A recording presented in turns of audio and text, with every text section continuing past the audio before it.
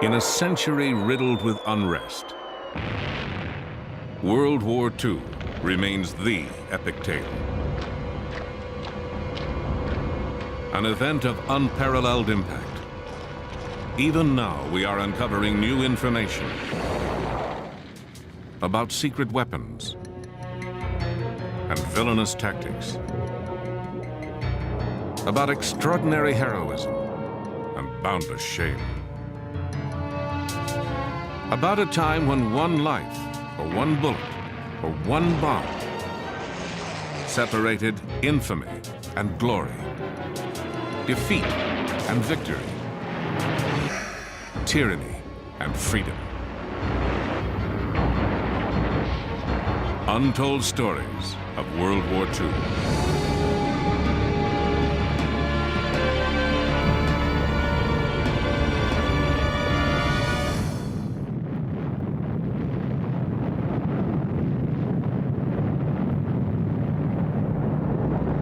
On the 16th of July, 1945, a bomb exploded in the American desert. A very different kind of bomb. The furious energy of the atom had been unleashed.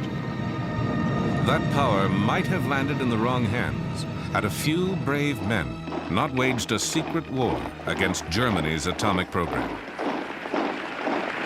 At the height of the Second World War, Germany's Nazi Party marched toward global domination, led by its ambitious, remorseless leader. Adolf Hitler had the will to conquer the world. All he needed was the weapon. And he had found the means to make one in the most unlikely place. It was here, in the snow-packed mountains of Norway, that a handful of soldiers on skis fought to stop Hitler's dream of possessing the ultimate weapon. Old men now, they remember how they risked their young lives for the cause of liberty. They will stop at nothing in order to conquer the world. So the feeling they had to be stopped became very, very strong. We were quite certain that if we were caught by Germans, we were all being executed. It would take 3 daring attempts before they succeeded.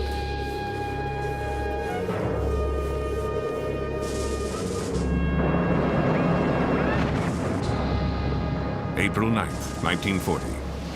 German warships penetrated Oslo Fjord. The Blitzkrieg had come to Norway.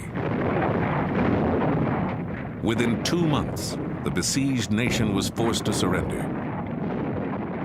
Well, it took some time to realize it, actually, but when autumn 1940 came and the darkness came in over Norway, you suddenly realized that it was not the same Norway you had the year before. To understand it, you need to have the experience of being occupied. To live in an occupied country is the most distressing thing you can do.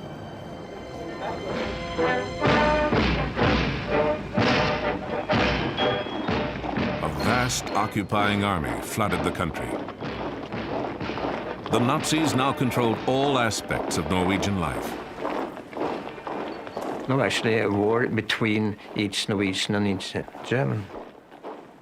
We had to do the best out of it. I think that was the common opinion. Inside, of course, most Norwegians hated them. They introduced Gestapo in Norway when they understood that resistance was coming. Started arresting people, torturing people, killing people, etc., etc.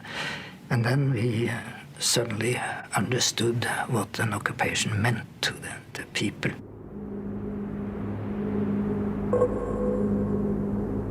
Hitler's grasp extended into every corner of the country.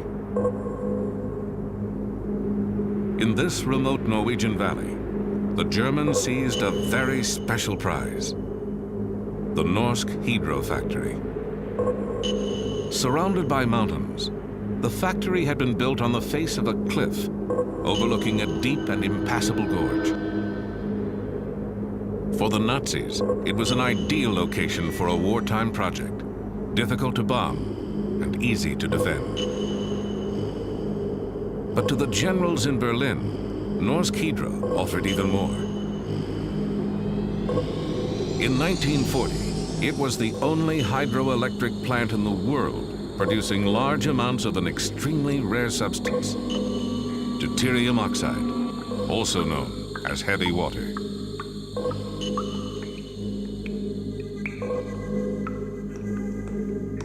As soon as they took control of the plant, production went into high gear.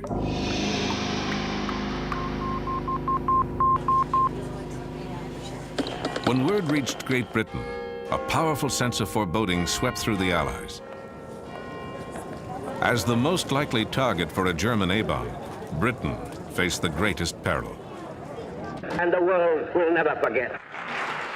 Winston Churchill's spirited defiance of the Nazis became a rallying point for resistance fighters from all over conquered Europe.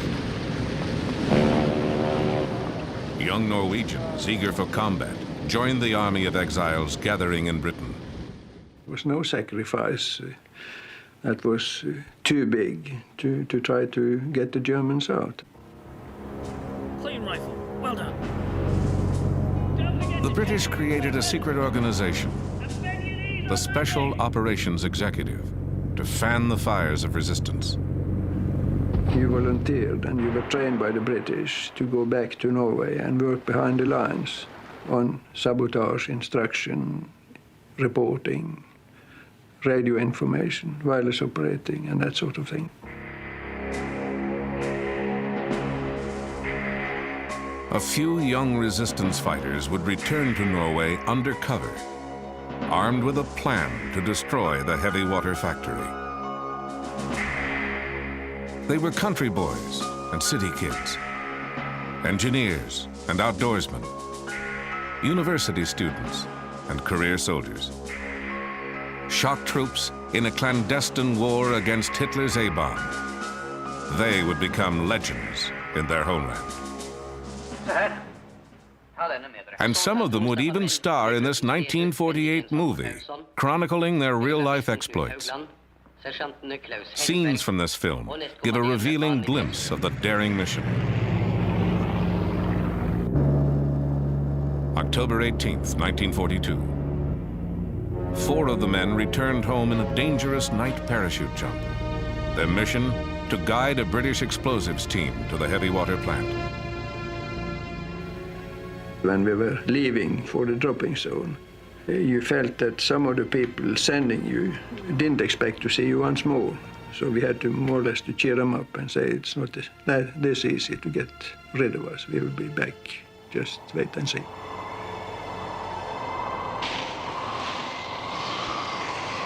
Our target is the heavy water production. That was all. They said it's important and we have to destroy it. I knew that heavy water was important for the Germans' weapon production, but in which way, I had no idea. The commando's first objective was to establish a secret landing field on the Hardangervidda, a huge plateau north of the factory. Crossing that bleak expanse, the Norwegians took over an empty cabin and made radio contact with England. The operation could begin. For the first sortie, the British sent a force in gliders towed by bombers, a plan that needed clear weather. But over Norway, clouds, winds, and snow had cut visibility to near zero. For the Norwegians on the ground, the flight had become a disaster waiting to happen. I tried to get connection with England and warn them, but at that time it wasn't possible. And then suddenly I heard interference in my headphones, and I knew they were not far away. And shortly after we also heard the engines of the aircraft, and it came dead on us, passed over us, and disappeared. After about half an hour, the next plane with a glider came, and it came right to us correctly, turned, and went away. The British troops never arrived at the rendezvous point. We got a message from London that both gliders in one of the Halifaxes had crashed in the mountains. So that was the end of the freshman operation. It was a complete disaster. The soldiers who survived the crash were rounded up and executed. The Allies' secret war against the heavy water factory was now exposed. To avoid detection, the commandos withdrew deeper into the Hardangervidda. For weeks, perhaps months, they would have to live off a land where little existed but snow and ice. When this mission on the gliders failed, we had actually no supplies for further stay in the mountains. So we were dependent upon reindeer. But at that moment, there were few or no reindeer at all in our area because of the wind directions. It was so very difficult to get to the reindeers. But the day before Christmas, Jens, he shot the reindeer. Jens learned that if you take the stomach of a reindeer, you get vitamins from the reindeer moss. So we cut up the stomach and took out the reindeer moss or the contents and mixed it with blood and everything and made a nice porridge mixed with brain. And we were eating it, and it probably saved our lives. So Christmas Eve, we had a real fine party.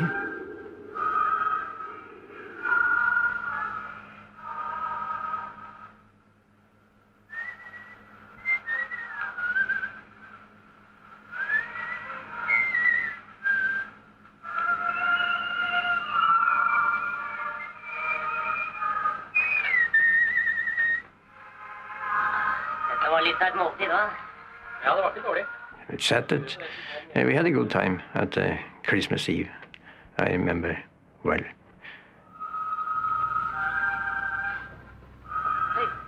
You know your comrades outside and inside. Do you know what he is going to say before they open his mouth? They had endurance. They had a will to hold on when there is nothing in you except the will which says to hold on. They would have to hold on through the darkest months of winter. But each day, the Nazi supply of heavy water was growing, drop by precious drop. London had to make a move. A second Norwegian squad, specially trained in explosives, would drop onto the Hardangervidda and join their comrades in an assault on the heavy water plant. February 16th, 1943. Under cover of night, the 6 new men landed. Now the commandos were ready to strike a blow against Hitler's A-bomb, if they could penetrate the factory's formidable and deadly defenses.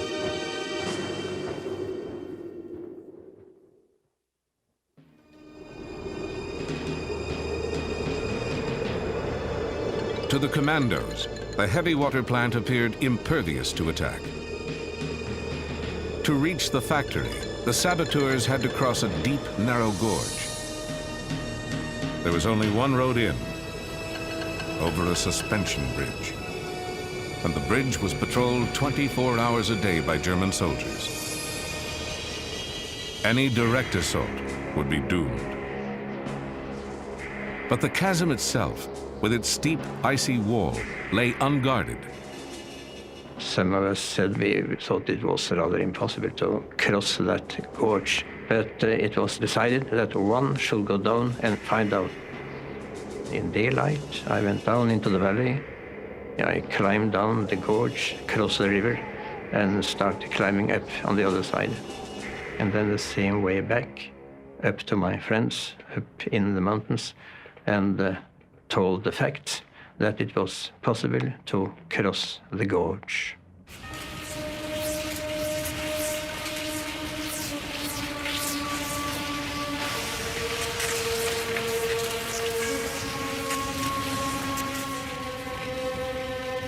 You felt that this may be serious, very serious for you, and you accepted that you might not come through.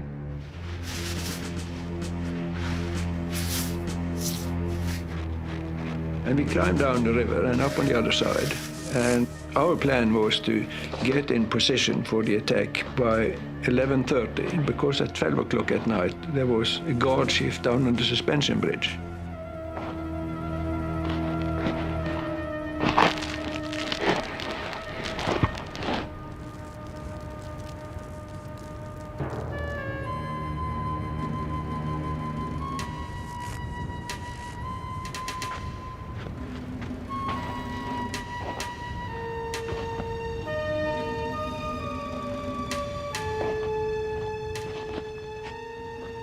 We wanted to see the German guards being relieved, coming up in the factory area and enter the barracks before we went inside.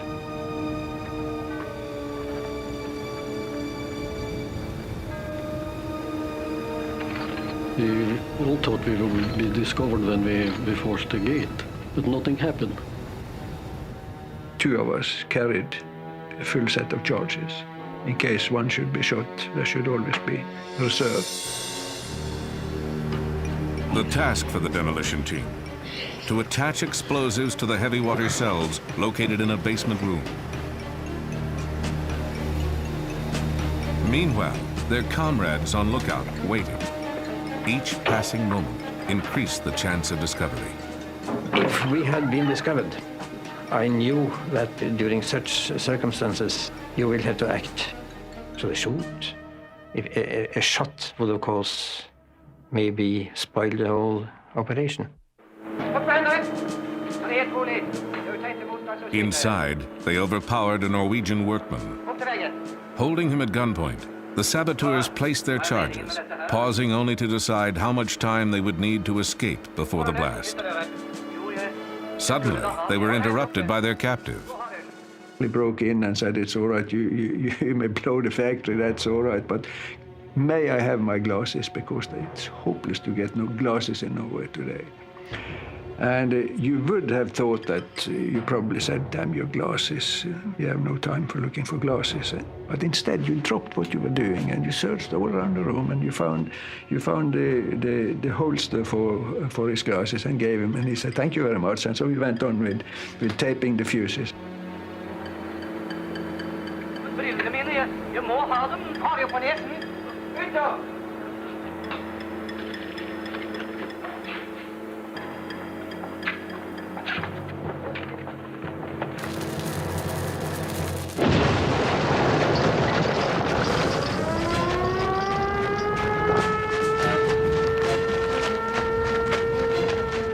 So far, they had beaten the odds. Now the commandos had only seconds to make their escape. And after a few minutes, 1 minute, maybe 2 minutes, they were there with us on the railway line. And we ran the same way back as we had come in.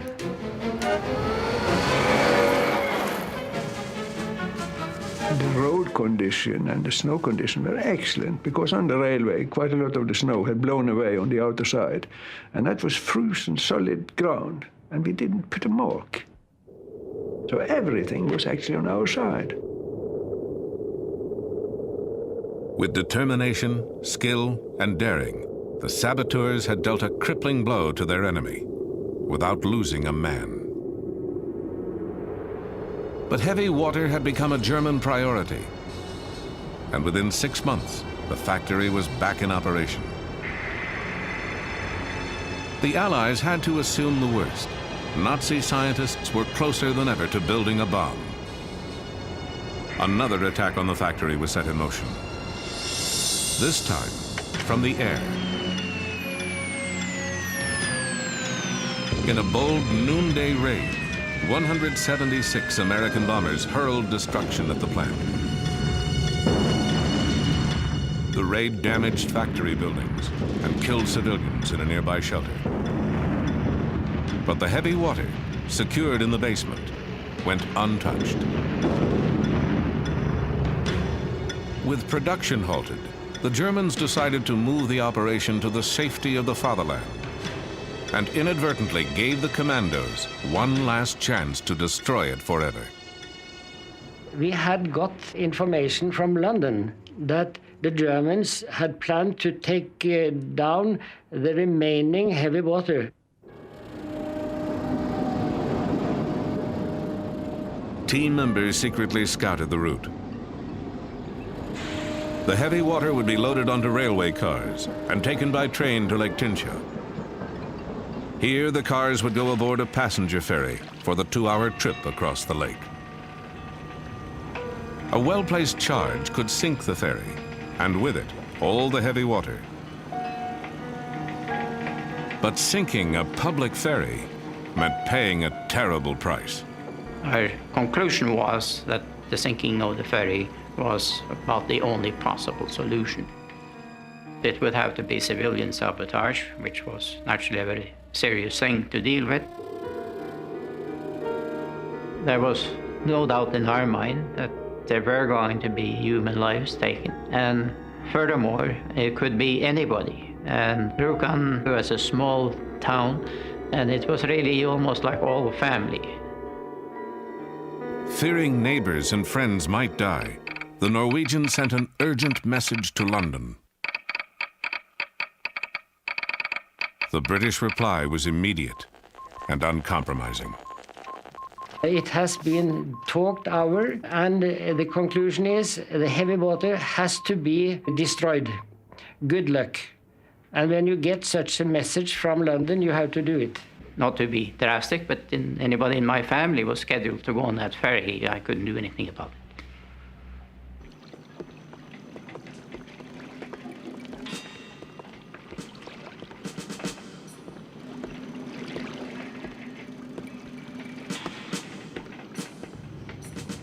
The Germans never put any guards on the ferry. They were watching the barrels on the railway. But the ferryboat itself was not guarded at all.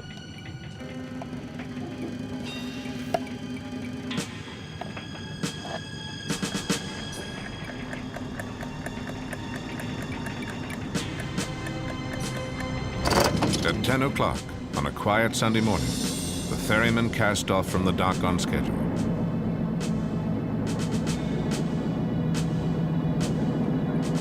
"45 minutes later, at the appointed spot, a blast tore through the bottom of the boat.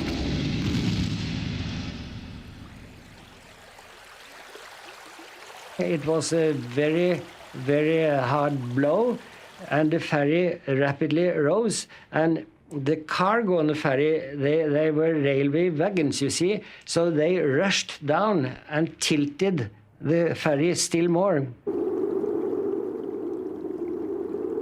Within moments, the mortally damaged ferry had sunk beneath the surface, carrying with it innocent passengers and Nazi Germany's atomic ambitions. The heavy water being on board went down with the ship, and it's still on the bottom of the Tincha Lake.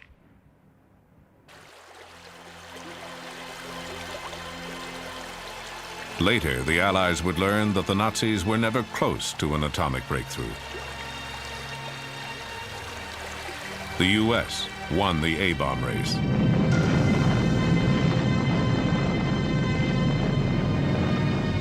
Within months of the German defeat, America dropped the first atomic bomb. But in the Allies' hands, the bomb helped to win a war, not perpetuate one. If Hitler had the bomb, he might have used it to devastate the world. The Norwegian resistance fighters did their part to stop him. Their mission was one of the greatest feats of sabotage in military history. something that had to be done at all costs, and was. You have to fight for your freedom and for peace. It's not something that you have every day. You have to fight for it every day to keep it. It's like a glass bowl. It's very easy to break. It's easy to lose.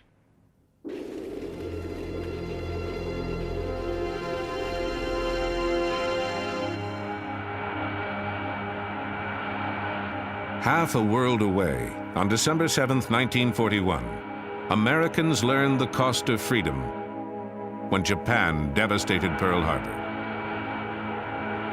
That sneak attack included the stealth weapons of their day, midget submarines.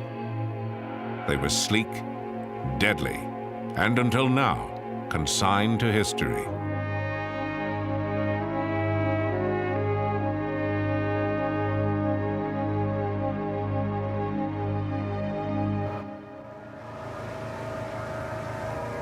The National Park Service and the U.S. Navy have searched for the wreck of a Japanese midget submarine. An hour before the Japanese savaged Pearl Harbor, a U.S. destroyer sank the tiny vessel. The encounter could have warned American forces that bombs and torpedoes were about to rain on Battleship Row, but it did not. Now hold that. Shift her around. Marine archaeologist Dan Lenehan directed the hunt for the midget sub. Jim Delgado was the project's historian. Their collaboration grew out of earlier research below the surface of Pearl Harbor. They searched for evidence of a bygone conflict, a battle waged underwater by 5 midget submarines. One sub played a special role. And what's particularly exciting about the midget sub that's outside the entrance is it would have represented the first exchange of hostilities between the United States and Japan in World War II.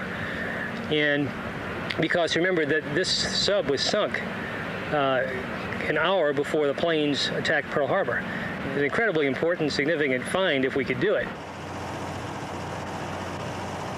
The search for the midget sub focused on a square mile of debris-laden bottom. The area is a graveyard of war relics, like this old Navy plane. 1,000 feet down in the darkness, everything begins to resemble a sub. But what they're looking for is 80 feet long and 6 feet across. It carried 2 torpedoes and was manned by an officer and a navigator.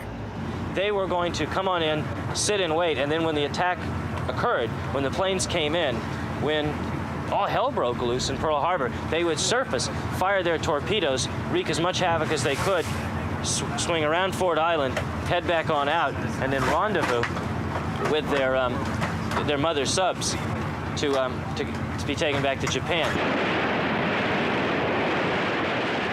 The mother ships moved into position off Diamond Head before midnight, December 6, 1941. They arrived ahead of the Imperial Navy Task Force. Each mothership had a midget sub strapped to its hull. The larger craft would release the midgets before dawn and retrieve them after the attack. But the tiny vessels would never return from the battle, a clash of giants that had been brewing for years. A long series of brutal attacks upon From Manchuria to French Indochina, in less than a decade, Japan had rolled up a long list of conquests across Asia. Despite an Allied embargo on war materials, she was growing stronger. By late 1941, the vast resources of Southeast Asia lay before the rising sun. Their only protection, a scattering of British and Dutch outposts, and the U.S. Pacific Fleet. I think there was a general sense that the war would break out. I don't think anybody expected that it would take place here at Pearl Harbor. Successfully surprising an island fortress 4,000 miles away also seemed impossible to Japanese leaders. But Admiral Isoroku Yamamoto convinced them this daring raid was the only way to disarm the sleeping giant. Japan had to smash America's Pacific Fleet, even if that meant attacking its home base in Oahu's natural harbor. Japanese pilots trained hard through the fall of 1941. So did the crews handpicked to pilot the midget subs, the fastest boats of their kind. Soon, they would have their chance for glory. Secretary of State. In Washington, Japanese diplomats continued to seek peace through negotiation until the final hour. No American will ever forget this. Not even Japan's ambassador knew of the coming attack. Mass murder in their hearts.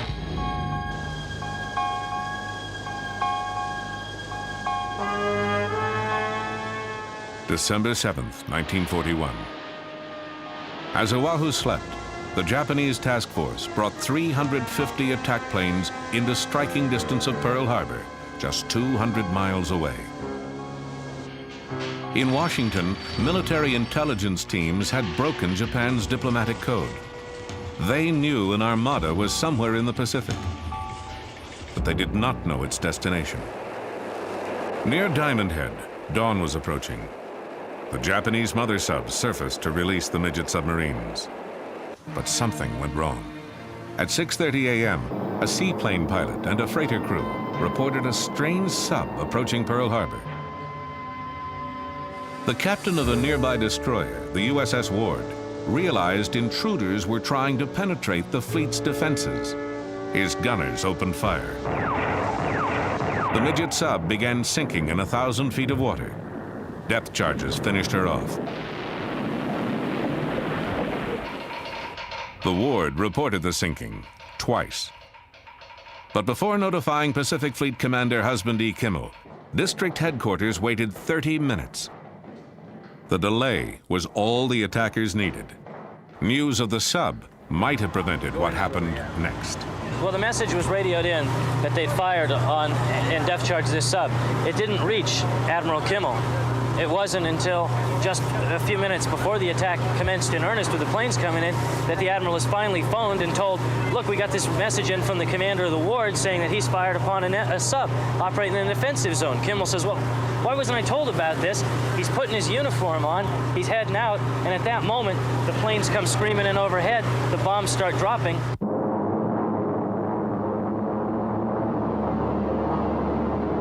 At 5 minutes to 8, 40 torpedo planes roared over Ford Island, bearing the mark of the rising sun.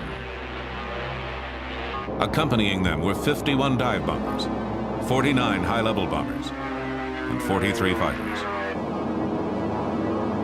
American sailors thought they were seeing a practice drill. Bombs and bullets found them eating breakfast, ironing uniforms, or staring into the fatal sky.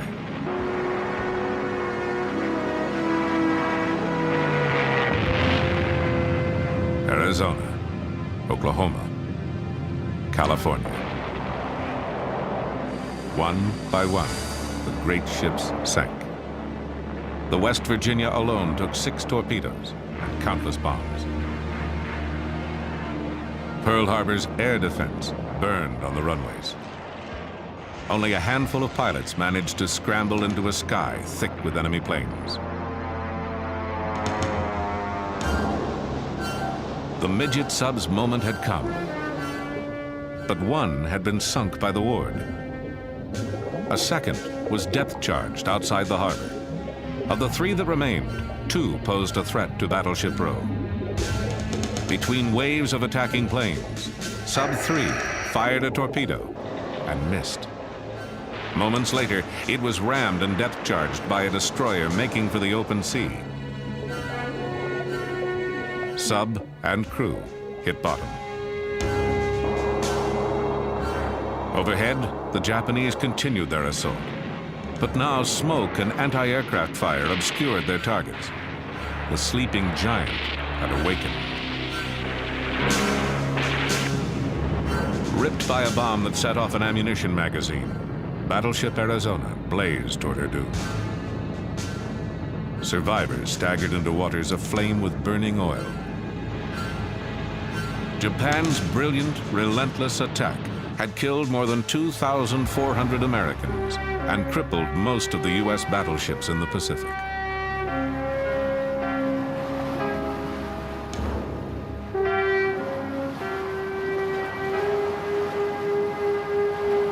For the midget subs, though, the battle was not as glorious. 2 still roamed Hawaiian waters. Number 4, which may have fired at Battleship Row, radioed news of Japan's victory to the fleet that evening. Then she disappeared, never to be heard from again. The subs may not have seen resounding success, but Japan needed heroes. So the propaganda machine reincarnated their crews as the 9 young gods of Pearl Harbor. This wartime Japanese feature told their story with luxurious exaggeration. In truth, quarters were cramped and reeked of battery fumes. The midget subs helped create confusion at Pearl Harbor, but didn't affect the war's outcome. And what of the last midget sub at Pearl Harbor? Commanded by Ensign Kazuo Sakamaki, it suffered a fate worse than sinking. On December 8th, as President Franklin D. Roosevelt called for war, Sakamaki's sub washed up on the far shore of Oahu, undone by a faulty gyroscope. His submarine wouldn't function right, so he drifted all the way around the island to the opposite end and then around and went ashore on the morning of December 8th at Bellows, where he and the crewmen assigned to the sub tried to blow the ship up. It didn't work. They jumped into the water. The crewmen drowned, but Sakamaki washed ashore and became the first prisoner of war that the United States captured in the war in the Pacific. POW number 1. Sakamaki spent the war in prison. His sub toured the U.S., helping to sell war bonds, a souvenir of dark days.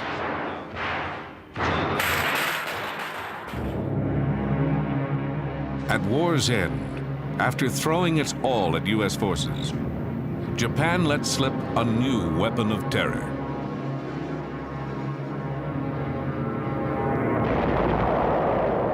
For decades, the scars left by kamikaze attacks enforced a silence on both sides. But the men who fought those battles will never forget them.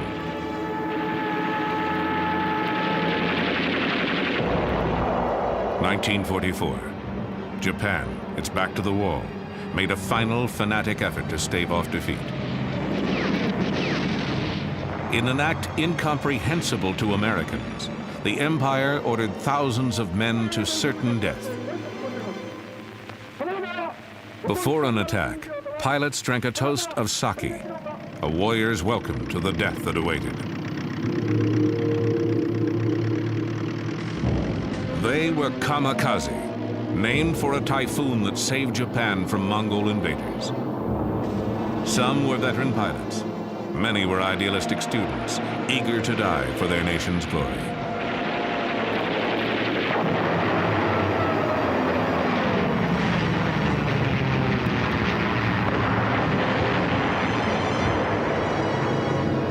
Kamikazes inflicted awful punishment on their enemies.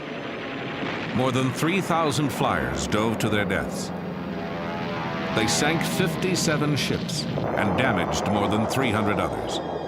Their attacks killed at least 3,000 Americans and wounded more than 6,000. The kamikazes were the deadliest weapon ever launched against the U.S. Navy, so frighteningly effective that their existence was initially kept secret from the American public.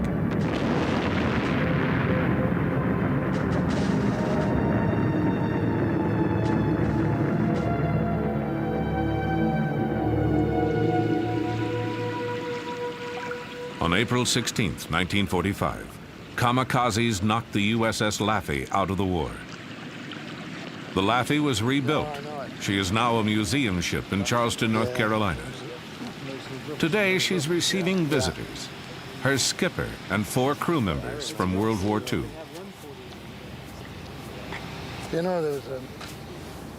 The sight of their ship raises a tide of memories for these comrades in arms. Rear Admiral F. Julian Beckton, who died in 1995, was 81 when he gave this interview.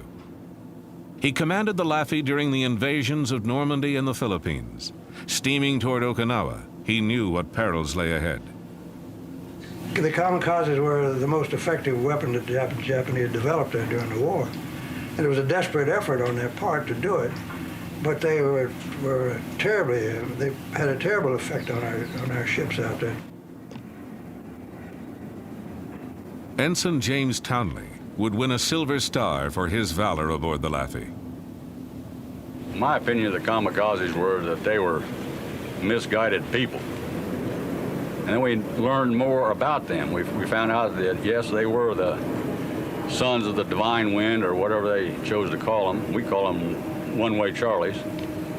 And we were really scared to death of them, because no matter what you did, unless you could shoot them out of the air, they were coming in. Gunner's Mate Second Class Lawrence Delusky would earn a Bronze Star before his 21st birthday. Everybody has their own way of thinking and their own ideas. And their ways didn't suit us. I certainly didn't feel as complacent as I feel now 45 years later. At that point, I was ready to kill them all. In Japan, another group of old comrades gathers for a reunion.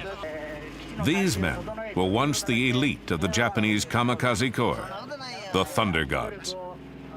They should be long dead, but they survived. Some because they flew fighter cover, others because seniority kept them out of combat to await America's invasion of the homeland.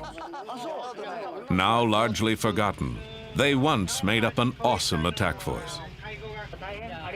Their weapon was the Oka, which meant exploding cherry blossom, but Americans gave it the code name Baka, meaning fool. The weapon for another type of kamikaze attack, a Baka bomb captured on Okinawa. It's a 2.5-ton flying bomb dropped from a mother plane and carrying a suicide pilot. 3 rocket propulsion units are set off on approaching the target, giving a maximum level speed of 535 miles an hour.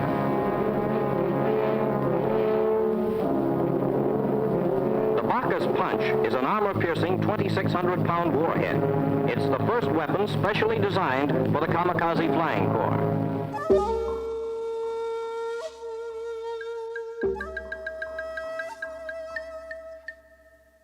Reserve Lieutenant Hashiro Hosokawa was a senior member of an Oka squadron. じゃあもう簡単に言うと、同じ死ぬにも犬死にという日本の言葉があります。 There is a Japanese word, inujini, die like a dog, meaning die in vain. It is a wasteful death without honor. When I became a pilot, the situation was already so bad that fighting in an ordinary way was no use. We were chosen as elite pilots. Each of us received a headband and a dagger. We thought it was a privilege granted only to the members of the human torpedo unit, the elite Oka Corps, and that we would die gloriously.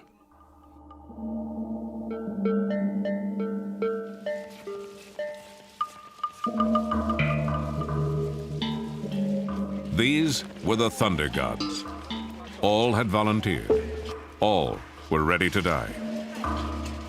Each year, they gathered to pray for their fallen comrades. Commander Kunihiro Iwaki was vice commander of the corps. 海軍の伝統としましてね。 The war situation was going so badly for Japan at that time that we realized that any semblance of normal military tactics could not possibly succeed.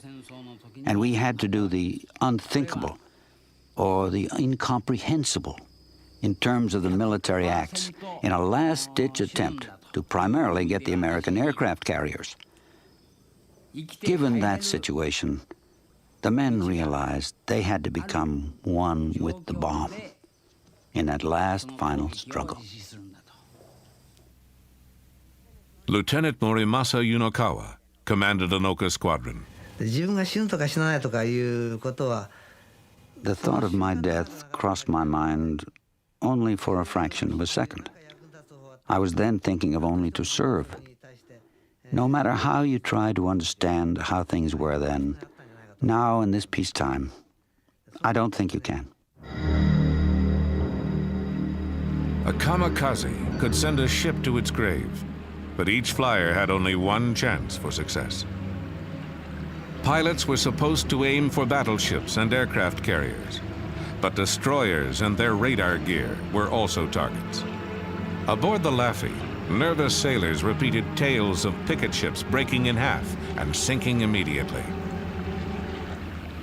The crew would always debate where is the safest place to be. That was always the big talk. Is it safer to be below, or is it safer to be on deck, or in the bridge, or wherever? They all had their own theories about where was the safest place. Of course, there was no safe place.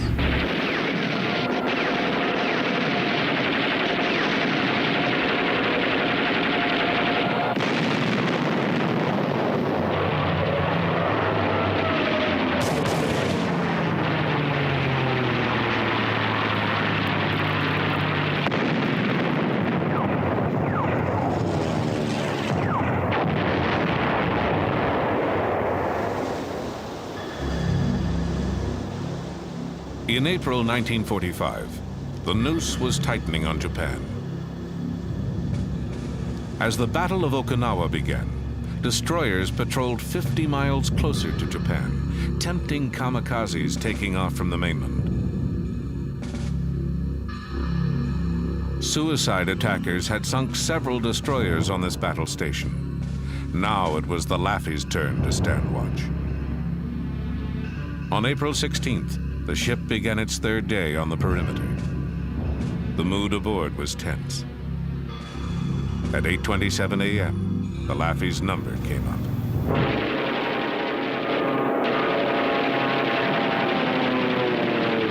Well, the first ones were they sort of circled around out pretty far, maybe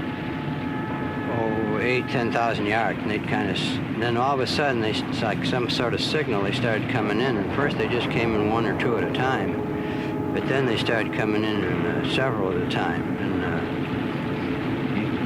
you just couldn't take them all under fire, so that's when we started getting hit. For 80 minutes, the Laffey's crew fought off the heaviest kamikaze attack ever on a single ship.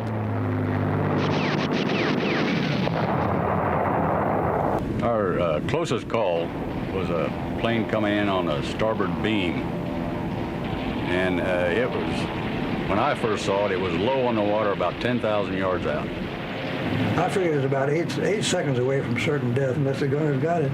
And our Mount 52, which was just forward of the bridge, was firing at it and firing fast. I noticed that the bursts were just off, just missing him. So I just moved it, and the next one went right into hit him right in the nose, and just blew him up. And that one was the one that would have gotten us all.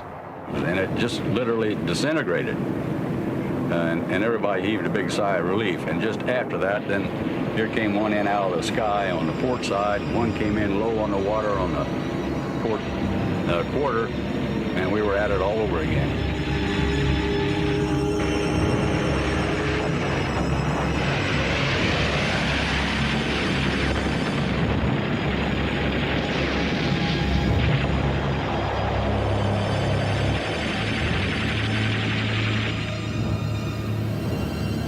Morning of April 16th, we had a suicide plane hit us right about here.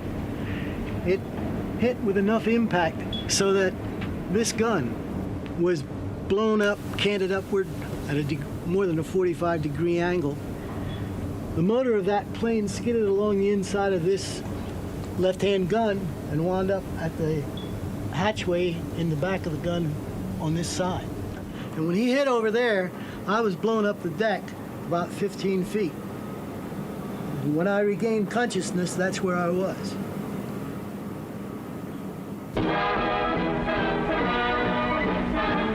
Ripped from stem to stern by the attacks of Jap suicide pilots off Okinawa, the destroyer USS Laffey comes home. The Laffey was struck with everything in the Jap book. In the savage attempt to finish her off, 22 suicide pilots roared over her. 7 bomb-loaded planes crashed on her decks. The final score was 9 enemy planes shot down by the Laffey. But 32 of her brave men were dead or missing, and 60 were wounded. In the words of her skipper, Commander Beckton, she was truly the ship that would not die. Flying conventional aircraft, kamikaze pilots caused terrible damage. But the Oka Corps never really got a chance to affect the war's outcome. The bombers that carried the Okas were slow, and American fighter pilots shot down most of them before they could release their deadly cargo. By war's end, Hosokawa was his unit's only surviving officer. He found the transition to peacetime troubling. それからちょうど台風眼の中にいちゃったんじゃないかと。 All of a sudden, the war was over, and I had the feeling of someone who had been in the eye of a typhoon. And suddenly the typhoon is gone. The weather is clear and beautiful. No one, nothing is left but myself. And the feeling is, why? It's a very strange feeling that I cannot understand. Why the typhoon spared me. Thankful, dear Father, that you saw us through these difficult days. They were doing Dear Father, we will what they felt was right, just as we were doing what we felt was right. It had to be. How else could you put your life on the line for something you didn't believe in? preserve this ship and for the cause of freedom. We ask, dear Father, that their memory continue with us always.